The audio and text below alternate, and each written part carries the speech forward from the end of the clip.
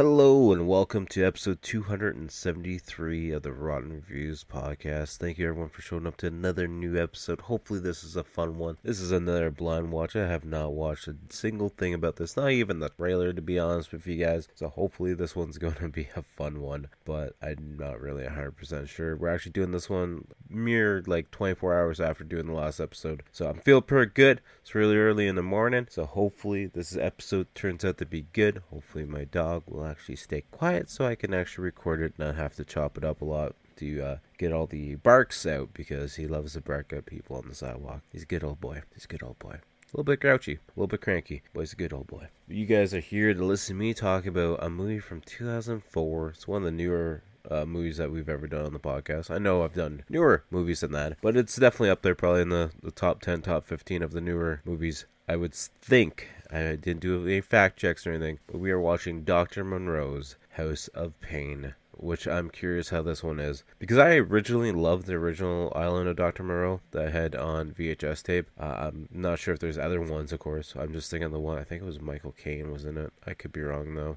I should look that up. You can roast me in the comments below if I'm wrong. But this one, I know, was by Full Moon Features and Charles Band, so I'm not really expecting a whole lot from it because it's a Charles Band movie, but I'm assuming it's going to look pretty entertaining for the most part, he says, hopefully, because upon doing this intro, I have not checked it out at all.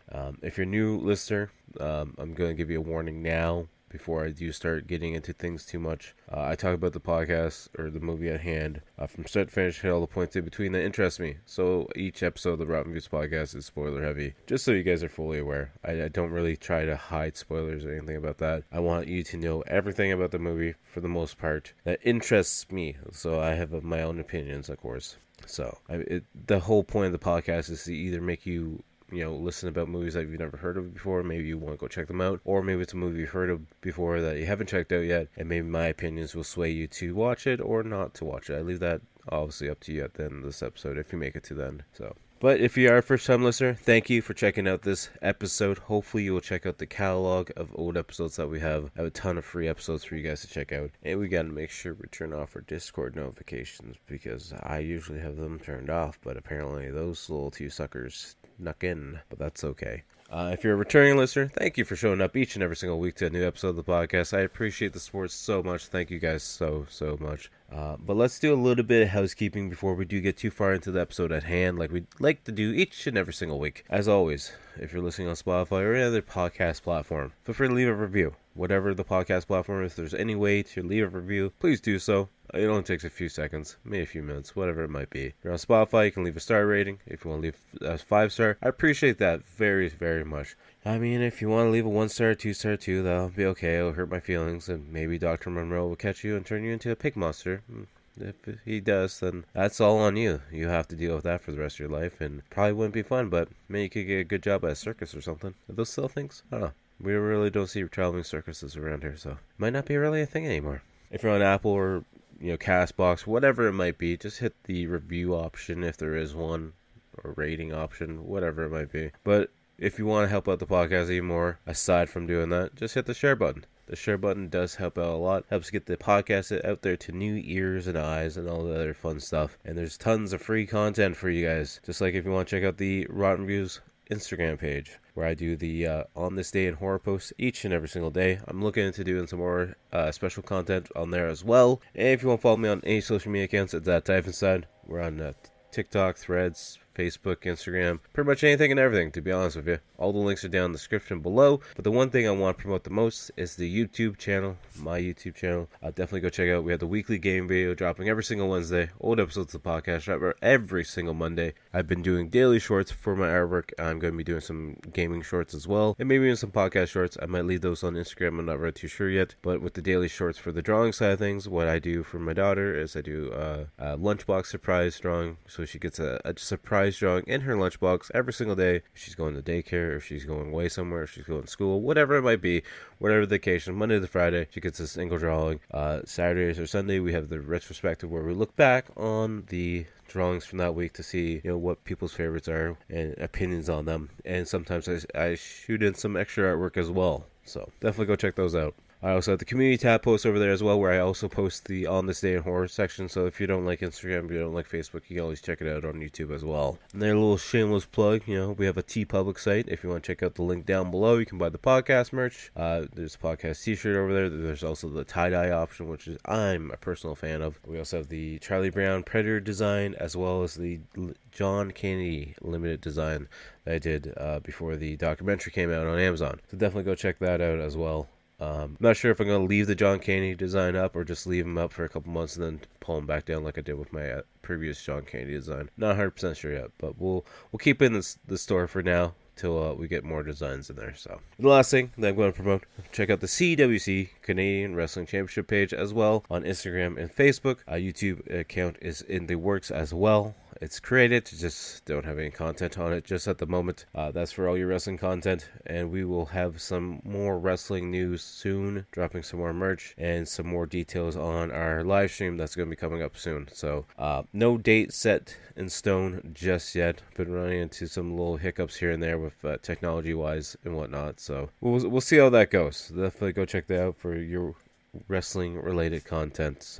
But enough about that. You guys are here to listen to me talk about Dr. Moreau's House of Pain from 2004. This movie features 3.9 out of 10 on IMDb, 27% on Rotten Tomatoes, and 2.9 out of 5 on Letterboxd. Apparently 42% of Google users have enjoyed this movie. Apparently this looks like it was like a direct to video movie as well in 2004. It's got an hour and 20 minute runtime. It's a full moon feature, and of course is by Charles Band. Description as read on IMDb. In a big mansion, a scientist has been experimenting with humans and animals, mixing their DNA together.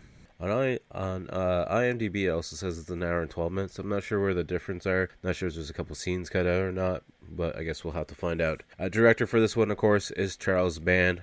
We know Charles Band pretty well here. Puppet Master movies, the Gingerbread Man movies, the Phantoms, Dr. Mordred, Trancers. I'm also just trying to look at other movies. Also, apparently in 2025, they did Dr. Moreau's House of Pain Noir. So it's all black and white, which I'm kind of curious if it's the exact same movie. They just made it into a black and white movie. Because apparently that just came out this year. I'm not really too sure, though. He was also the producer for 2025's Evil Bongathong. There's also a producer role for 2025's Skullheads Noir. So apparently they're going through and doing a bunch of their movies as noir, because they also released Trancers Noir this year as well. I'm not sure why they're doing it. I guess it's just making a fun little period piece. I'm okay with it. When Sin City came out years ago, I thought that was an amazing movie because of how it was shot and how it looked. So I'm okay with it. The writer for this one is C. Courtney Joyner. He was the writer for 1987's Prison, the writer for 1990's Class of 1999. He was the producer for 2017's Shotguns and Six Strings. As well, he played himself in 2014's As Timeless as Infinity, The Twilight Zone. He was also the writer for Puppet Master 3, Tulin's Revenge Noir. So he's got a hand in these noir movies as well, by the looks of it. He's also part of the 2003's Puppet Master The Legacy Collection, as well as Tomb of Terror from 2004 as well. So now we're going to jump over to the actors, or the top billed people in this movie. The first one we're going to talk about is John Patrick Jordan, who's playing the character of Eric Carson. Apparently in 2021... he was in 5 episodes of the TV series Them, playing Earl. He was Gerald in 2025's The Accountant 2. He's in 1 episode of the TV show Wolfpack from 2023. He's got a bunch of one-off TV shows appearances. He was in The Morning Show in 2019. 2019 he was also in Hawaii Five-0. He was Price in 2022's Boone. He was also in 2022's Evil Bong 888 Infinity High. So a bunch of movies that probably aren't great, just to be my personal opinion, just from first glance at least. Next person on the cast list that we're going to talk about is Jessica Lancaster, who's playing the character of Judith. She was also Nicole in 2019's The Holy Fail.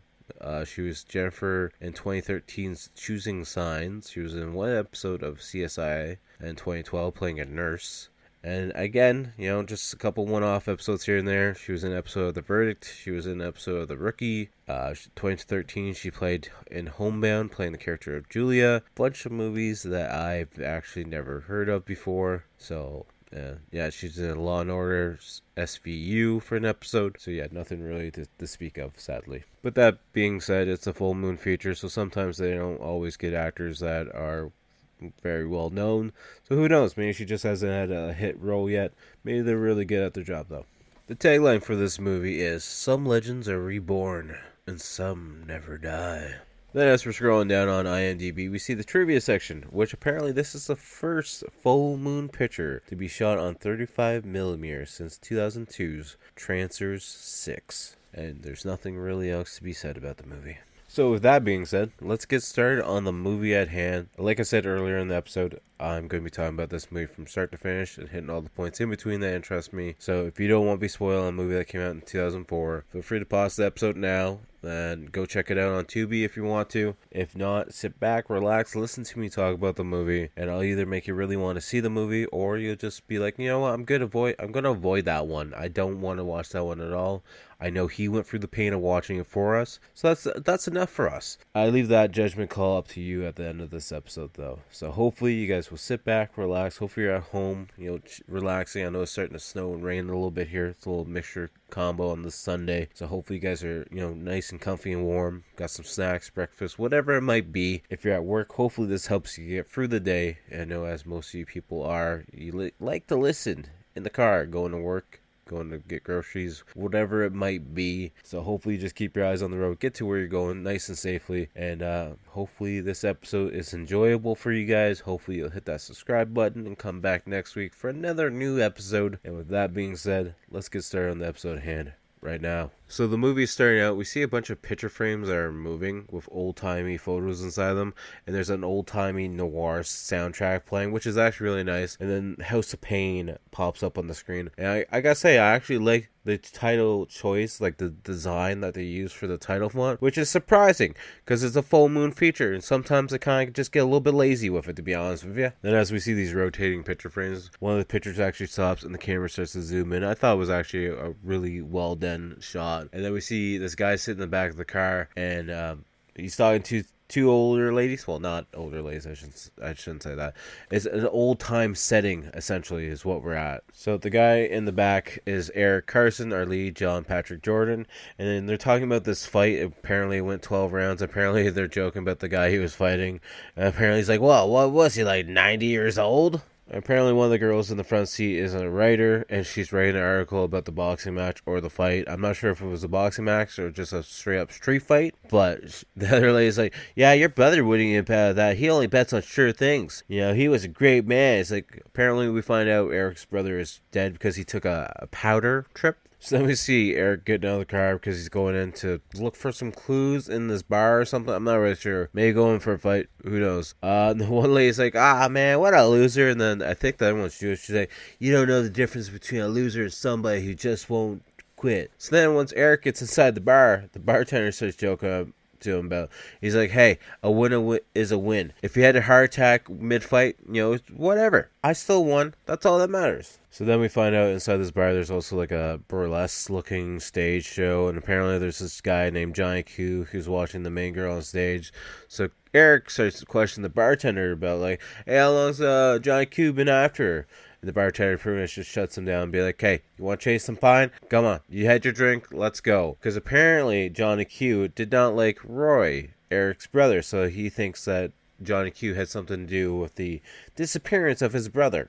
So now apparently the girl's done dancing, she's dressed again, she's going to her car, and Johnny Q starts making out with her, pushing up against the car. She's like, no, that's all you get for today. He's like, what do you mean? You've been telling me I only gotta wait a couple weeks, I'm waiting to pump a stripper, what's the big deal? And he tries to, get on her some more. And anyways, this lady literally punches him in the face, and her fist goes through the back of his head. And Eric sees it. He's like, yeah, I'm going to go the other way. So then he jumps back into the car with the two girls. And he's like, hey, see that dame that just got in that car that's 2 feet away from us? We got to follow her. I mean, like, the stripper lady who was just punching the face out of the other guy, her car is literally like 5 feet away from the other car that he gets into. But yeah, he looks like he's running down an alleyway to get to the car. So it makes no sense, but it's full moon. What you expect, I guess. So they're tailing the dame, and they follow her all the way to this big, giant looking spooky mansion, and they watch her like push open the big iron gates, and they're just like, oh, we'll just stay out here on the road. Maybe she won't notice us as she goes up the long driveway.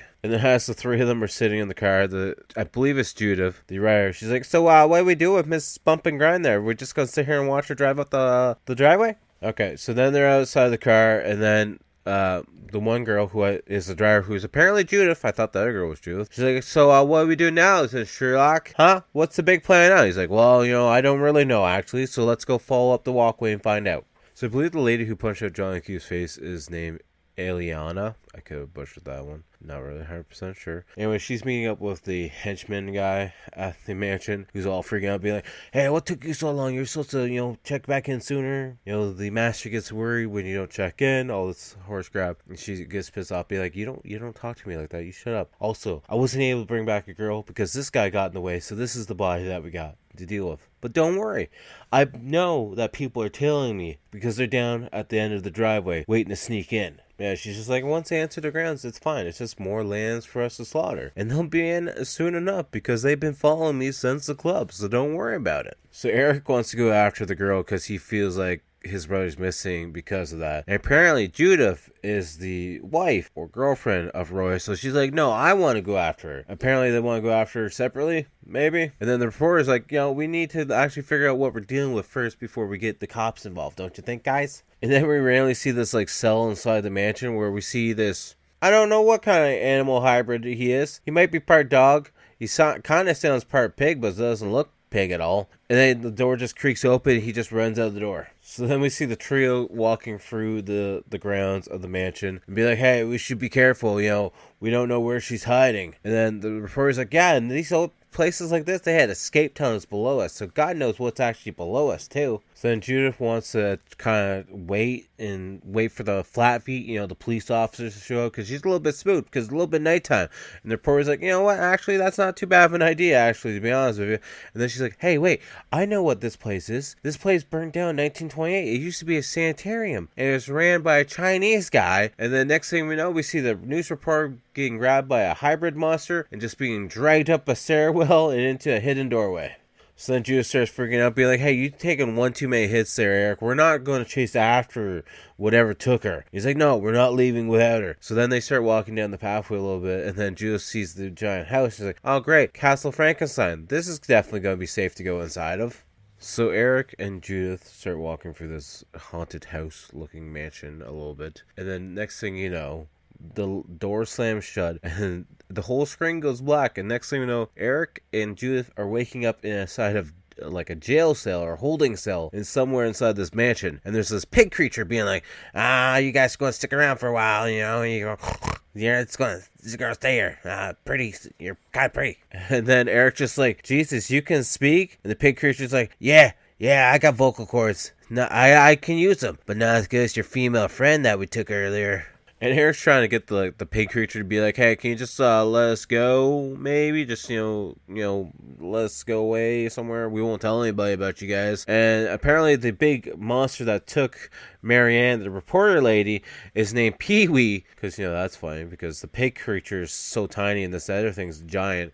Maybe it's supposed to be Timon and Pumbaa for all we know. Who knows? But it's like, yeah, your friend is a reporter. We definitely don't trust reporters at all. And then he's like, besides, it's not up to me to make the choice. It's up to the doctor to make the choice, and the doctor's gonna say no. So then Marianne is chained up on this wall in the lab area where the doctor is doing some stitching on the, I'm assuming it's Johnny Q's body, and the doctor's pissed off because he's like, hey, this man would have been dead in 2 weeks anyways because his organs are all shot, so this is useless. And apparently they're trying to harvest organs off of the Johnny Q's body because apparently Pee-wee is dying. And the doctor's like, if I use any of the organs on this body, you're just going to die even faster. So you're going to be worse off than you already are. So then Pee-wee starts choking the doctor, and the pink guy's like, come on, you can't be choking the doctor. The doctor's the thing that's helping us out. So then Pee-wee just walks over to Marianne, who's chained up on the wall, like I said, and he just literally starts ripping her insides out. He's like, the doctor's like, all right, well, let's just go put her on ice and see if there's any organs that Pee-wee hasn't damaged in that body. And the little pig character's like, it's not Pee-wee's fault that he's diseased. And the doctor's like, it is my fault. I've created you stupid idiots. Everything's my fault. So then randomly we see Eric and Eliana walking down the hallway, and she's like, yeah, you showed some real courage following me here. And he points at his head, he's like, yeah, no, I think it's stupidity, to be honest with you. Bad choice. Saw you punch that guy's face out. Some reasons wanted to follow you. So then Eric is getting washed up by Eliana for some reason, because she wants him to look nice and pretty, maybe, I don't know. Anyways, then he's asking about Marianne. She's like, well, last time I saw her, she was in pretty good health. And he's like, well, I want to see her. So then Eliana just starts choking him out, being like, you don't give me demands, I'll kill you right now if I want to. And of course, Eliana and Eric have this weird sex scene. And then we jump back to Judith, who's stuck in the cage still, and the pig creature's walking by with a crate or a pail, and she's like, hey, you stupid freak, get me out of here. The pig just comes over and be like, you ever get anything you want speaking to people like that? I don't think so. I don't think that's how you really talk to people. And then he snorts at her and walks away.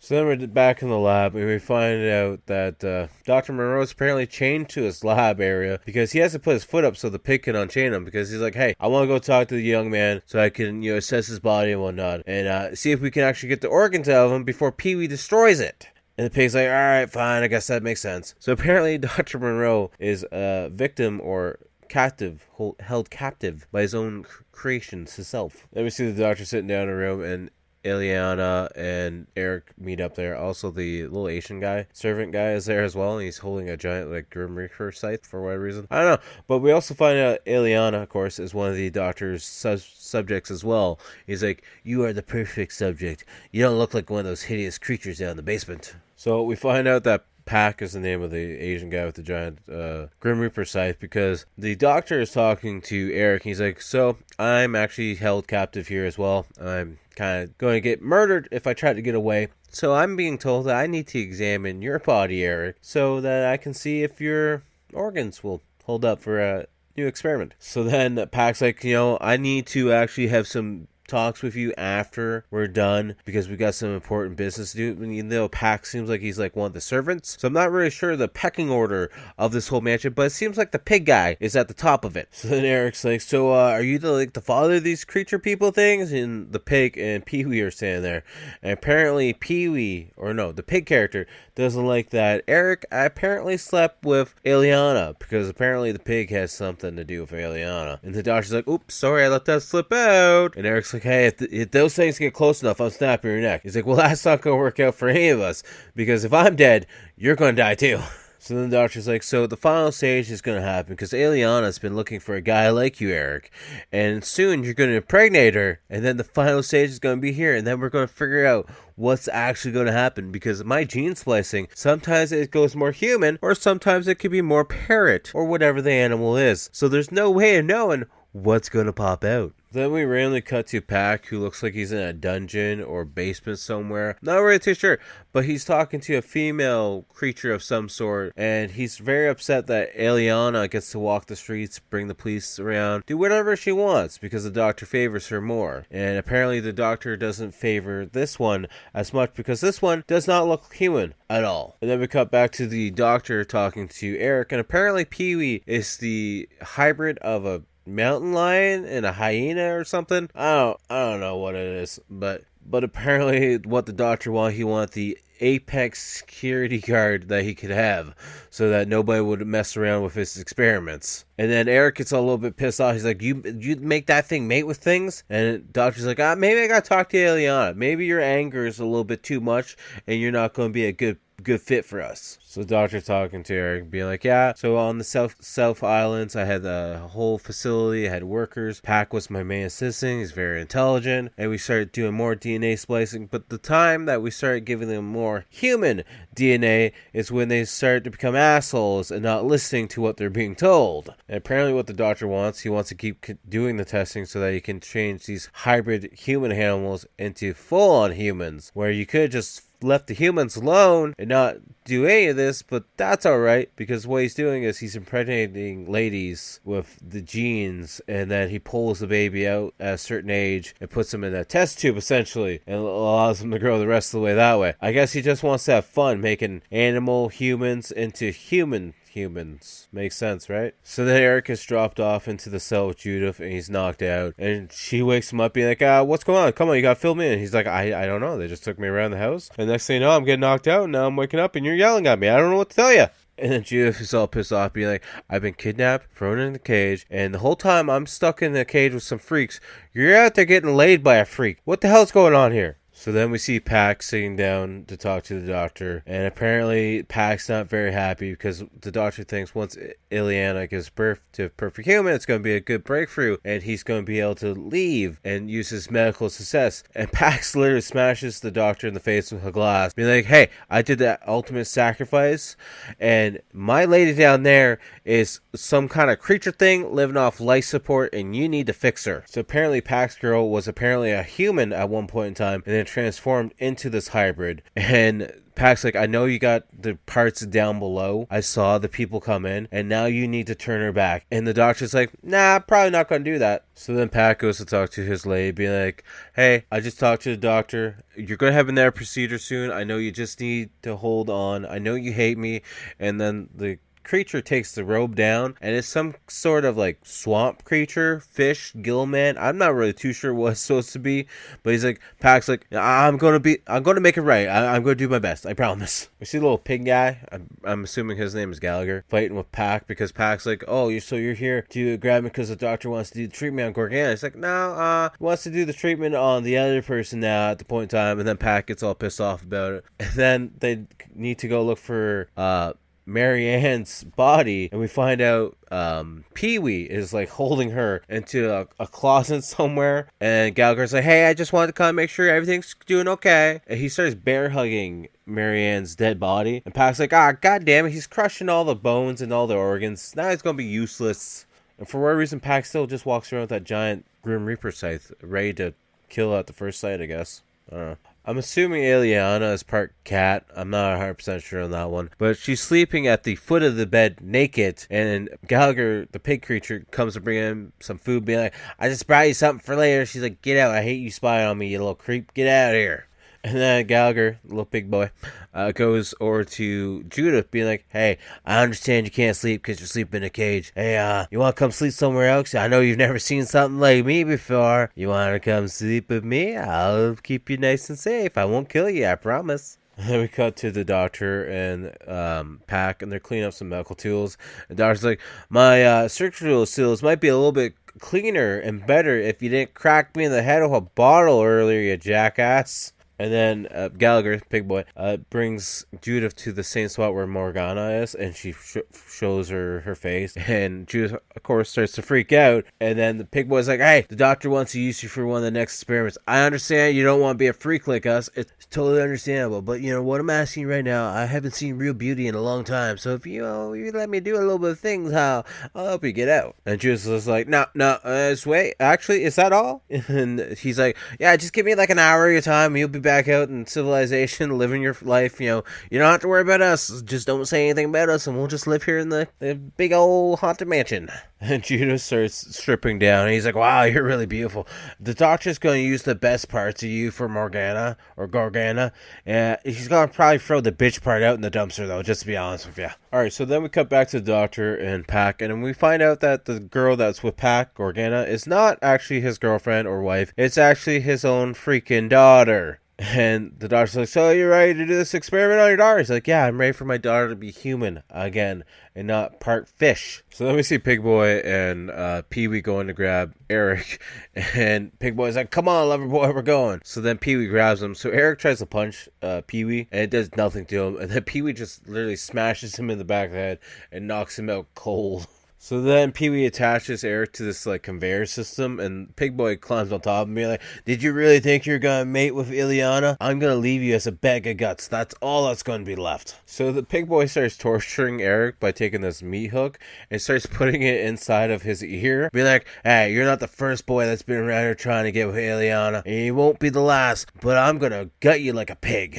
So then Ileana goes to check on Eric and finds out the cell is closed, and then we find out the Pig Boy's talking to Eric, being like, I was there when she was created from a leopard and what she has become today. So then Ileana apparently sniffs them out, finds where they are, and literally picks up the pig boy and just throws him onto the wall, and he gets impaled by the spike, and now he's dead, I guess. Then Ileana, like, frees Eric from the conveyor belt and licks him, being like, "You're mine, and only mine," and just walks away. Then we see Pee-wee, he's going to grab Judith's body out of the little closet that she's held in, and he notices his big buddy's up on the wall, dead. So then he sees Ileana, and then they start having this weird ass fight where they're just like growling at each other. And then Eric picks up Judith, and they start running down the staircase, being like, "Hey, don't worry about it. Let's just run and get the hell out of here." So then Eric and Judith are running, and they run into the doctor, and he's like, "Yeah, you could run around here for the next 3 days in the corridors. You still probably won't find your way out. If you want to get out, though, I'll help you, but you gotta help me get out too." We see Pac and Gorgana coming out of the room, and then Pac's like, "No, Gorgana, go save yourself." And out of nowhere, Eric just comes over and starts decking him and drops him. And Jude's like, "It's over, you sick twist. We're just getting out of here." And then they walk away. But then Gorgana comes out and gives Pac a hunting rifle of all things. So then Eric goes back to free the doctor from the shackles.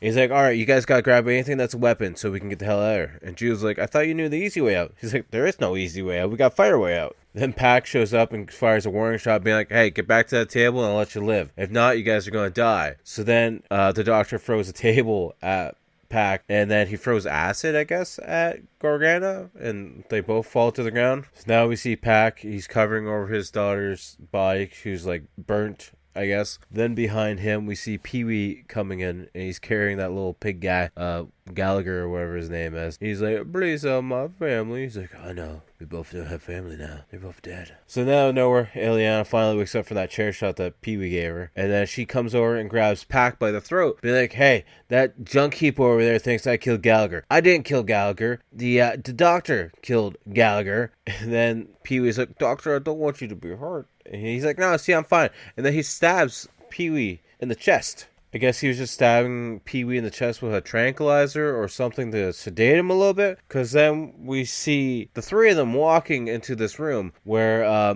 Pac is telling Ileana to hunt them down, and then he's telling Pee-wee, being like, "Hey, you want the girl? Go find her and snap her neck." So apparently the doctor, Judith, and Eric are running through the north tunnels, and they're finally outside. And Judith's like, "You know where you're going, right?" He's like, "Yeah, I've been planning my escape for a very long time now to get away from these freaks. Trust me." So then the doctor tells Eric and Judith to go off this one way, and that he'll meet up with them later. And Eric and Judith go off in the woods in this one direction, and then they're met by Pee-wee. He's like, "My friend dead, my family dead. It's all your fault." And then Eric just randomly grabs like a stick and starts beating Pee-wee with it and hits him twice. And the next thing you know, Pee-wee's rolling down this hill and he's dead at the bottom of it.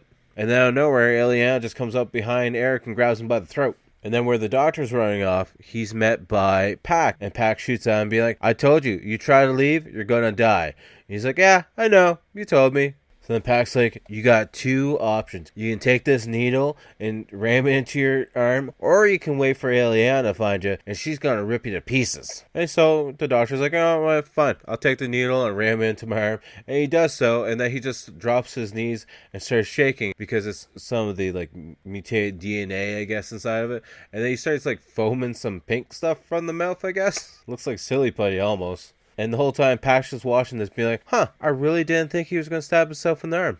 That's the whole facial expression that he's got on the whole entire time. And then we see Judith is tied up on a examination table, and Pac's just rolling in, being like, "Hey, I spared you. I saved you. You know, I was the doctor's second in command. You know, he didn't really trust me to do a lot of things. But guess what? I'm going to experiment on you to help out my daughter." And Eric is laying on the ground with Ileana. He's like, "This is the second time you saved me. Why?" She's like, "Well, you're my mate, so I gotta save you, and you're gonna stay here with me." He's like, "Well, what about Judith?" She's like, "What about her? Why you worry about her?" He's like, "Well, if she's safe and okay, I'll stay with you, no problem. But if she's injured, I'm getting out of here." So then Ileana's like, "All right, well, I guess I'm gonna break into the building and save your friend then." As we then see Pac injecting Judith with some serum, he's like, "Okay, just relax. You know, let that go for you. It'll help your organs and stuff for the transformation. Don't worry about it." And then Ileana just shows up and starts fighting Pac. And Pac's like, "Hey, get back," and he whacks her in the head with like a 2x4. And then out of nowhere, Eric just comes in with a sword of some sort or something sharp. It was so fast I didn't see what it was, and just literally cuts Pac's throat wide open. So then he picks up the gun and points at Ileana, being like, You stay back. I am not dealing with you right now." So we see Eric and Judith running to the front gate, and Eric's trying to open the gate, but can't get it open at all. And then Eliana just shows up and like smashes Eric to the ground and starts choking him. And then we see Judith has the gun, and she shoots Eliana once, and she's dead. And then we just see Eric back at the bar talking to that bartender again, just drinking away. And I believe it's Judith now as the burlesque dancer of all things. And Eric looks over and be like, Christ on a crutch, as he's watching her dance. Because that's what he said to the other one as she was dancing, Eliana dancing earlier. And next thing you know, she turns her head sideways. A giant snake tongue comes out. And then the outro credits start to roll. And the movie is over. So now that the movie's over, it's our time to discuss it. And I don't know really what to say about this movie, to be honest with you. It's interesting. It's nowhere near as good as the original Island of Dr. Moreau, but that's just a personal opinion of mine. Obviously it's a full moon feature, so they're not going to go full into like all the details as I would hope. I wish there was more of these human manimal hybrids. Of course you get Pee-wee, and of course you get whatever his name was, the pig guy, Gallagher, that's his name. And then of course Eliana's apparently one, but she's fully human. And then you have Gorgana, who you see a little bit later on, which is cool. I like her because she's like the fish creature, and you actually see the gills moving on the cheekbone. And I'm not gonna lie, the Gallagher's face mask and Pee-wee's face mask are pretty good. It looks interesting. It looks cool. I just wish there was a little bit more to it, I guess, essentially. It wasn't too bad of a movie, though. I didn't mind it. It's kind of just middle of the road again. I'm going to give this one a 5. I don't think it deserves any more, any less.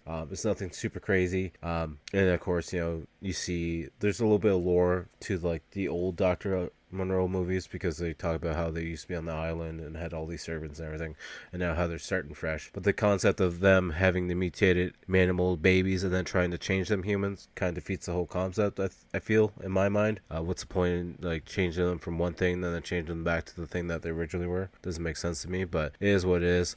Enjoyable. It's worth a watch, I guess. The copy on Tubi, though, is a little bit weird, because I feel like midway of the movie, the whole film itself shrinks, and there's a giant black border around everything for the aspect ratio, which I didn't change anything, though. It just randomly happens that way. So I'm not sure if there's a bad copy or whatnot. Maybe they'll change that by the time somebody else watches it. I don't know. Wait and see. But we're at that point in time where we got to pick what we're watching next week. So for next week, we're going to watch another movie that's on Tubi. There's a couple movies I'm actually going to have in a row that I already know are planned out. But the first one, we're going a little bit older. We're going back to 1971 for this one. It's an hour and 23 minutes. It's a horror sci-fi movie. And the movie we're watching is The Incredible Two-Headed Transplant. I've seen this once before. I remember watching this on Space back in the younger days, back in the old days when I lived with my parents, back when I was like high school. I think maybe grade 9 at this point in time I was. I remember it was this movie, and then there was another movie that was just like it. It was like a double feature on Space. Or maybe it might have been Scream TV, if anyone remembers that, if you look,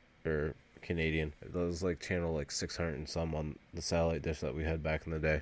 Loved that channel. Thought it was amazing. Thought it was fun. Space and that were like my go-to channels back in the day. Much music, Comedy Central, Adult Swim. I don't know if Adult Swim was the thing back then. Actually, I don't know. It's been a long time. It's memories. So many memories. But yeah, that's going to be our movie for next week. So if you want to watch it ahead of time, feel free to go check it out on Tubi. Like I said, 1971. An Incredible Two-Headed Transplant. And as always, make sure to check out the outro band, travel-based horror band, Blood Opera. If you're listening on Spotify, they are directly linked to this episode. If not, the links are down below. You can find them on Spotify, Amazon Music, YouTube, anywhere and everywhere pretty much. And as always, check out all my links down below at Type Inside. Follow me on all social media accounts. Rotten Views podcast page on Instagram as well. Check out the TeePublic site if you want to buy some merch, and the CWC Canadian Wrestling Championship page on Instagram and Facebook if you want some wrestling content. Until next time, I'll talk to you guys all later. Peace.